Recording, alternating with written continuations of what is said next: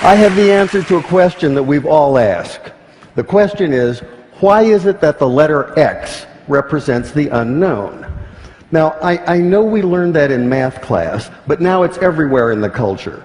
The X Prize, the X Files, Project X, TEDx. Where'd that come from? About 6 years ago, I decided that I would learn Arabic, which turns out to be a supremely logical language. To write a word or a phrase or a sentence in Arabic is like crafting an equation because every part is extremely precise and carries a lot of information.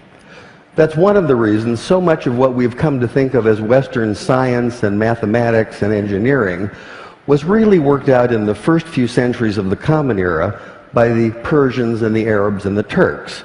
This includes the little system in Arabic called algebra, and algebra roughly translates to the system for reconciling disparate parts. Algebra finally came into English as algebra, one example among many. The Arabic texts containing this mathematical wisdom finally made their way to Europe, which is to say Spain, in the 11th and 12th century. And when they arrived, there was tremendous interest in translating this wisdom into a European language. But there were problems. One problem is there are some sounds in Arabic that just don't make it through a European voice box without lots of practice. Trust me on that one. Also, those very sounds tend not to be represented by the characters that are available in European languages. Here's one of the culprits. This is the letter sheen, and it makes the sound we think of as sh. Sh. It's also the very first letter of the word shay'un, which means something, just like the English word something, some undefined, unknown thing. Now in Arabic, we can make this definite by adding the definite article al, so this is al-shay'un, the unknown thing.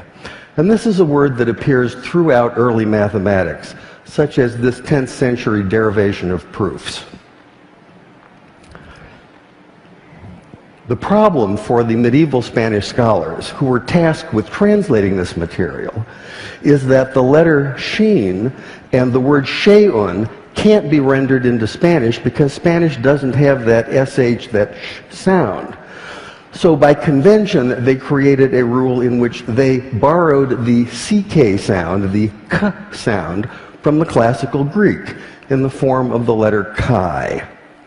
Later, when this material was translated into a common European language, which is to say Latin, they simply replaced the Greek chi with the Latin x.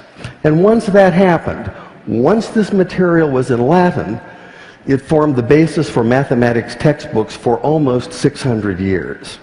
But now we have the answer to our question. Why is it that x is the unknown?